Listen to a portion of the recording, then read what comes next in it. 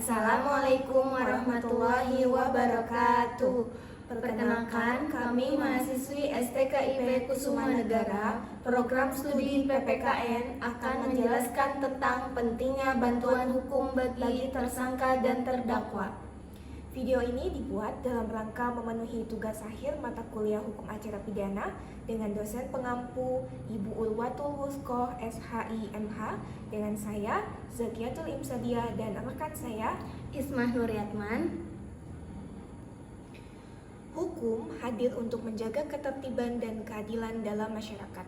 Namun tidak semua orang memahami bagaimana hukum bekerja, terutama ketika seseorang harus berhadapan langsung dengan proses peradilan pidana. Ketika seseorang ditetapkan sebagai tersangka dan terdakwa, hidupnya bisa berubah dalam sekejap. Tekanan, ketakutan, ketidaktahuan seringkali muncul bersamaan. Dalam situasi inilah, bantuan hukum menjadi sangat penting sebagai bentuk perlindungan hak dan jaminan keadilan.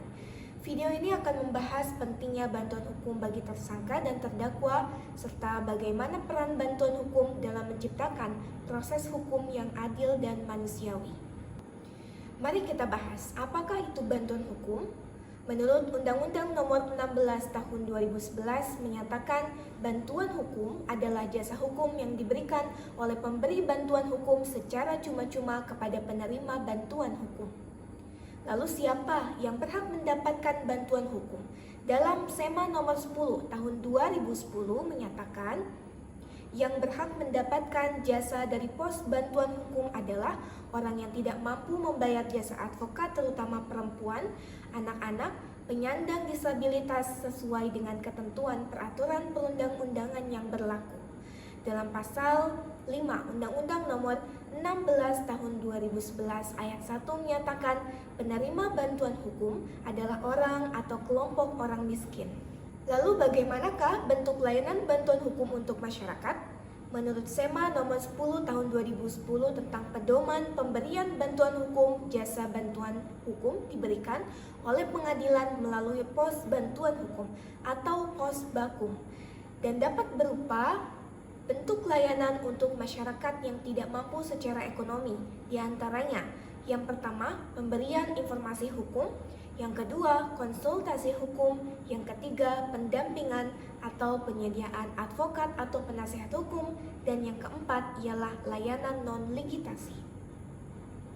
Adapun kasus contoh masyarakat yang menjadi tersangka dan terdakwa tanpa ada bantuan hukum hingga ditetapkan tersangka. Ini membuktikan bahwa pentingnya perlindungan hukum untuk upaya pelindungan hak-hak bagi masyarakat yang tidak bersalah. Seperti pada kasus Vina Cirebon. Saat kejadian Vina dan Eki tahun 2016, Saka masih di bawah umur dan mengaku dipaksa untuk menjadi tersangka karena disiksa oleh polisi padahal ia tidak ikut membunuh. Ia divonis 8 tahun penjara dan bebas tahun 2020. Ia mengaku tak ditahan, disiksa dan dipukuli, bahkan diberi makan seperti binatang. Dugaan kuat rekayasa, kasus dan penyiksaan hukum, penyiksaan pengakuan, seperti yang muncul kembali dalam kasus Pagi Setiawan. Itu pun adalah contoh kasus di mana masyarakat kecil yang menjadi terdakwa tanpa bantuan hukum. Mengapa hal ini bisa terjadi? Tersangka dan terdakwa berada dalam posisi yang lemah secara hukum. Mereka berhadapan dengan sistem yang kompleks, prosedur yang rumit, dan aparat penegak hukum yang memiliki pengetahuan serta kewenangan lebih besar. Banyak orang tidak memahami istilah hukum, tahapan proses pidana, maupun konsekuensi dan setiap pernyataan yang disampaikan. Tanpa pendampingan, seorang bisa saja memberikan keterangan yang justru merugikan dirinya sendiri. Kondisi ini diperparah oleh tekanan psikologis, rasa takut, stigma sosial yang melekat pada status tersangka atau terdakwa meskipun belum tentu bersalah. Tujuan utama bantuan hukum bukan untuk membenarkan perbuatan pidana, melainkan untuk yang pertama, perlindungan hak asasi manusia, yang kedua, menjamin proses hukum berjalan sesuai aturan, dan yang ketiga, mencegah tindakan sewenang-wenangnya, dan yang keempat, menjaga keseimbangan antara aparat penegak hukum dan pihak yang diperiksa. Dengan bantuan hukum, tersangka dan terdakwa dapat memahami posisi hukumnya secara jelas dan rasional. Pentingnya advokat atau jasa pengacara. Ketika seseorang terlibat kasus hukum dan harus menjalani persidangan di pengadilan, apakah ia dapat terbebas hukum dengan mudah? Jawabannya tentu tidak. Disinilah peran penasehat hukum atau advokat sangat penting. Salah satu hak dari tersangka dan terdakwa ialah mendapatkan seseorang penasehat hukum atau advokat untuk membantunya dalam menghadapi permasalahan hukum. Sejak seseorang ditetapkan sebagai tersangka, ia memiliki hak-hak hukum yang dijamin undang-undang. Namun, hak-hak tersebut seringkali tidak dipahami oleh orang awam. Pengacara berperan memastikan hak-hak tersebut terlindungi. Antara lain, yang pertama, hak didampingi penasehat hukum sejak pemeriksaan awal. Dan yang kedua, hak untuk dipaksa mengaku. Yang ketiga, hak untuk diam dan memberi keterangan secara bebas. Hak yang keempat adalah hak atas perlakuan manusiawi. Tanpa pengacara, hak-hak ini berpotensi dilanggar, baik karena ketidaktahuan maupun penyalahgunaan wewenang.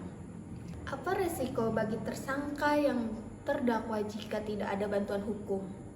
Tanpa pendampingan hukum, resiko terjadinya salah tangkap, salah prosedur, hingga kriminalisasi akan semakin besar. Dalam beberapa kasus, pengakuan diperoleh melalui tekanan atau ketidaktahuan hukum. Bahkan, hukum menjadi alat kendali agar proses penegakan hukum tetap berada pada koridor yang benar. Penasehat hukum dapat mengajukan keberatan, memberikan penasehat hukum, serta memastikan setiap tindakan aparat sesuai dengan hukum yang berlaku. Hal ini sangat penting untuk mencegah keputusan yang tidak adil dan melindungi masyarakat dan penyalahgunaan wewenang. Oleh karena itu, peran penasehat hukum dalam proses peradilan memiliki peran yang strategis dalam setiap tahapan proses peradilan pidana. Tidak hanya hadir di ruang sidang, tetapi juga sejak awal proses hukum dimulai. Pada tahap penyelidikan dan penyidikan, penasehat hukum memastikan bahwa pemeriksaan dilakukan sesuai dengan prosedur, tidak melanggar hukum. Mereka mendampingi klien saat pemeriksaan, memberikan nasihat hukum sebelum memberikan keterangan, serta mencatat setiap potensi pelanggaran hak. Di tahap persidangan, penasehat hukum berperan menyusun pembelaan, menghadirkan bukti dan saksi yang meringankan serta menguji kebenaran dakwaan penuntut umum. Semua ini dilakukan demi memastikan keputusan hakim didasarkan pada fakta dan hukum, bukan asumsi atau tekanan. Peran pengacara bagi tersangka atau terdakwa bukan sekadar penting, tetapi sangat menentukan.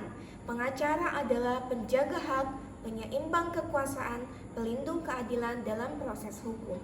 Tanpa pengacara, proses hukum beresiko menjadi tidak adil. Dengan pengacara, hukum dapat berjalan sesuai tujuan utamanya, yaitu keadilan dan perlindungan hak asasi manusia. Oleh karena itu, kesadaran akan pentingnya bantuan hukum harus dimiliki oleh semua lapisan masyarakat. Setiap orang berpotensi berhadapan dengan hukum, baik sebagai tersangka, saksi, maupun korban. Mengetahui hak untuk mendapatkan bantuan hukum adalah langkah awal untuk melindungi diri dan orang lain. Jadi, jangan ragu untuk meminta pendampingan hukum ketika berhadapan dengan proses hukum, karena diam dan ketidaktahuan seringkali menjadi pintu masuk terjadinya ketidakadilan. Bantuan hukum bukanlah hambatan bagi penegakan hukum, melainkan penopang utama keadilan.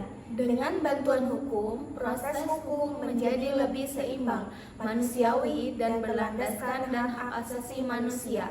Mari kita dukung dan memanfaatkan bantuan hukum sebagai bagian dari upaya bersama membangun sistem peradilan yang adil dan bermartabat. Karena keadilan sejati hanya dapat terwujud ketika hak setiap orang dihormati. Sekian dari kami. Wassalamualaikum warahmatullahi wabarakatuh.